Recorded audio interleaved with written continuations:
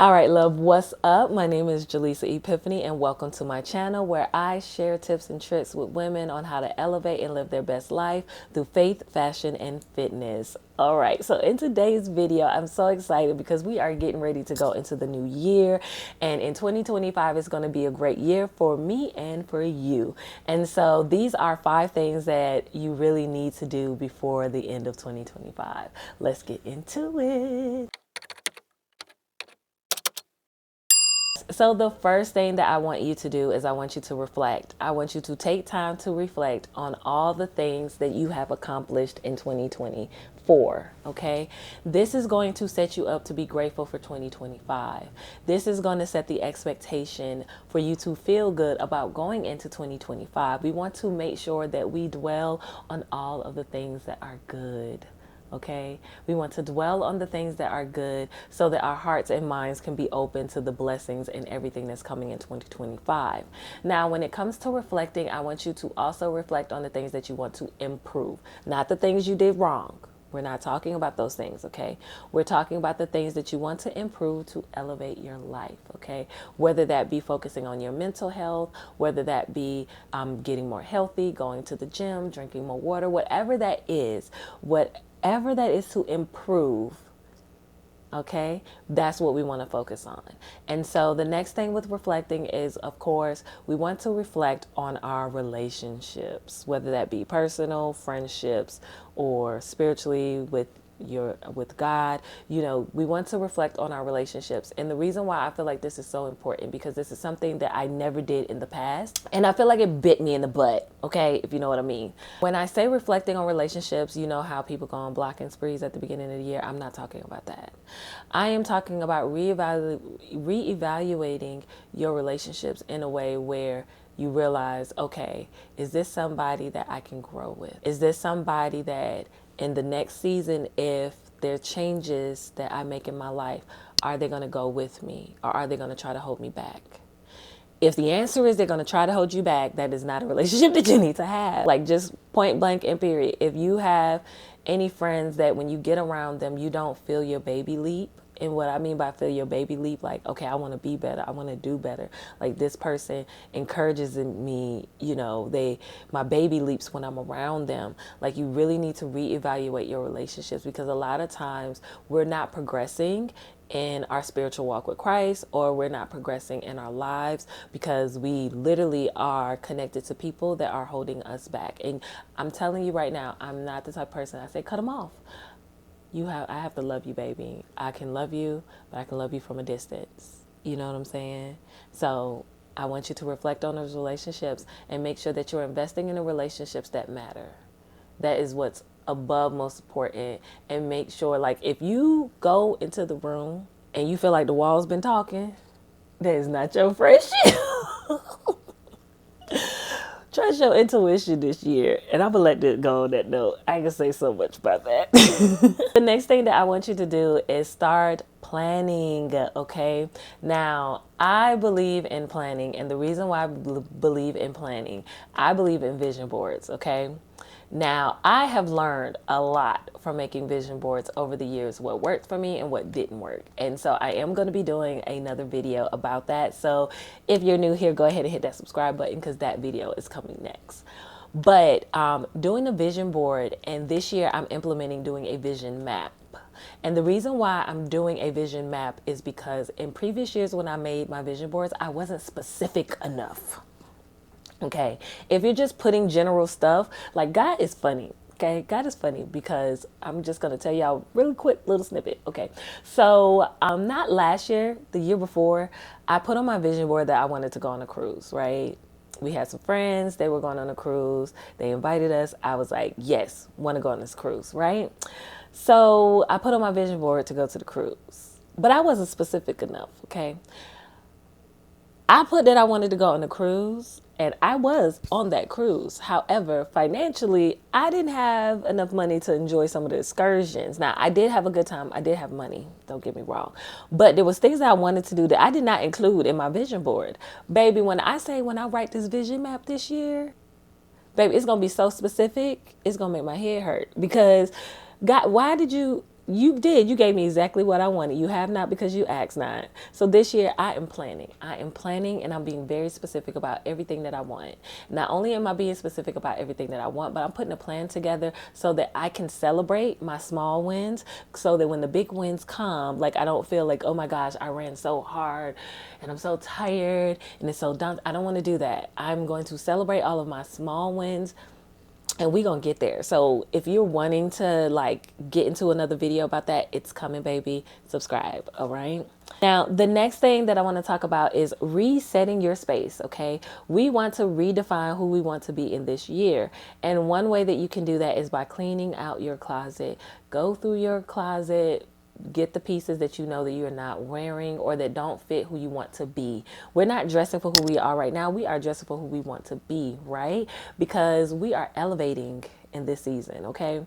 And so I want you to clean up your space. I want you to clean off that night table that you haven't touched in a minute, if you know what I mean. I want you to do all the things. Deep clean your home. Make sure you get you some Bath and Body Works candles. Make sure your home smells the way that you want it. Because going into this new year, I really do feel like 2025 is going to be a great year for all of us. Okay, you included. Oh, another thing is you can actually redo your sheets. Amazon has some really nice sheet sets that you could get for a very affordable price. If you guys have it, I do have a video linked. I'll link it here for you guys, but I'm going to be definitely redoing my bed and everything like that. So video on that will be coming soon too. Now, the next thing that I want you to do is I want you to realign with your why. And when I say this, like you have the vision board at this point, you have the vision map, you have the plan, you have your quarterly goals, you're doing all the things, right? But you need to know why you're doing those things. So just to give you guys a quick little background, get you in my business a little bit, right? So originally when I started creating content about 8 years ago, everything about my content was about me. And that's the reason why I feel like it never went anywhere, right? Because it was about me. It was self-centered and it was selfish, right? But as I've gotten older, what I've realized from speaking to other women that are in my same age bracket, a lot of times we feel like our struggles that we go through, we're going through them alone. Right?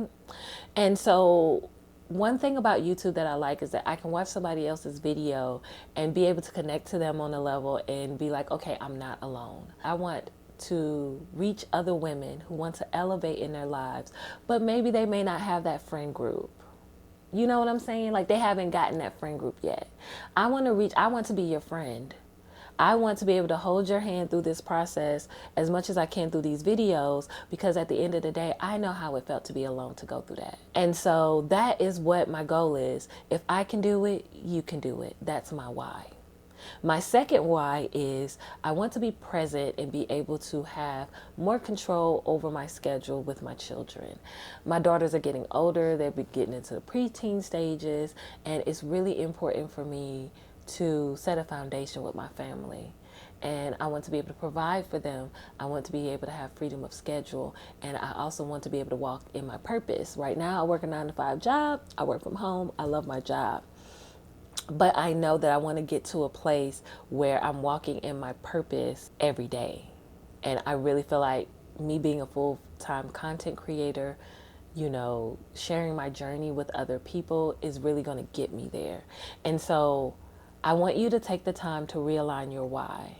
Like whether you have a business, whether you're working a 9-to-5 job, like what is your why? And I want you to realign with your why to prepare you for 2025, because that is what's going to keep you going when you don't feel like doing it. Because we all get into those feelings, right? That is what's going to motivate you when you don't want to do it. That's what's going to motivate you to get in the gym. Like my why for working out in the gym, it used to be I wanted the best body of the bodies of the bodies, right? I wanted to be Judy with the big old booty, right? But my why changed because I realized that I was disassociating with my body so much that I literally was not physically in my body. And I know that might sound spooky for people, but people who deal with anxiety and you feel like you don't have control over your body and you have panic attacks and stuff like that, like you can literally disassociate with your body. And I was doing that. Working out has allowed me to connect with my body in a way that I was not doing previously, because I was always trying to run from my problems and my issues, if that makes sense. So realign with your why, okay? I want to be more healthy. I want to live long. I want to see my great grands grow up. Like, this is a lifestyle change for me. And so I love lifting heavy weights. It makes me happy. Okay. It makes me happy to punch. It makes me happy to do all the things. And so that is my why. So realign with your why. Okay. It's going to shift your mindset about everything.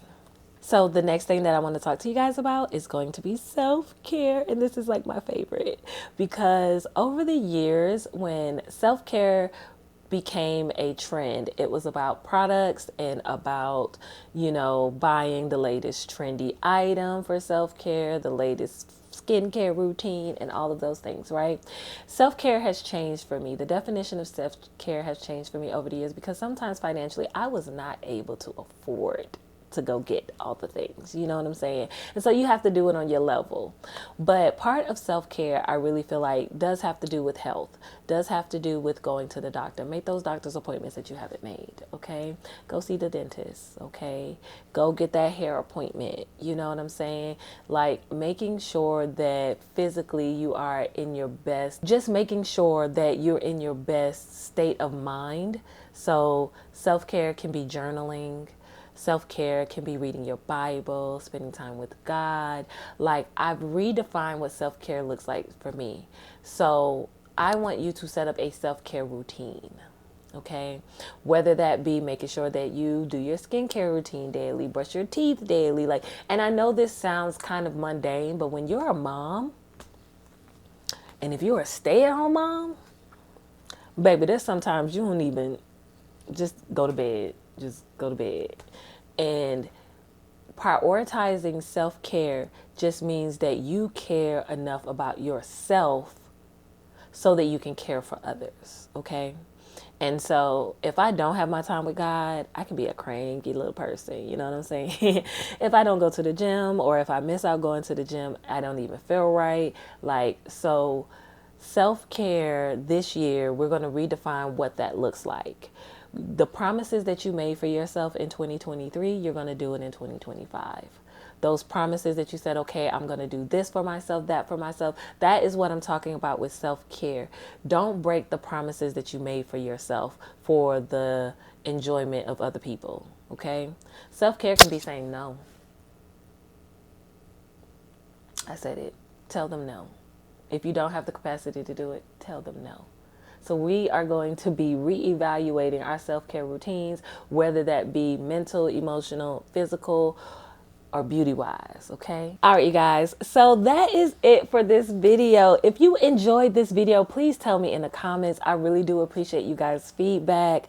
Let me know in the comments if you have any tips or tricks on what you feel like you need to do to reset for the new year, because I'm telling you, 2025 is going to be a great year for you, babe.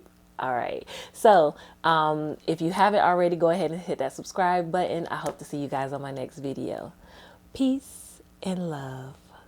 Bye-bye.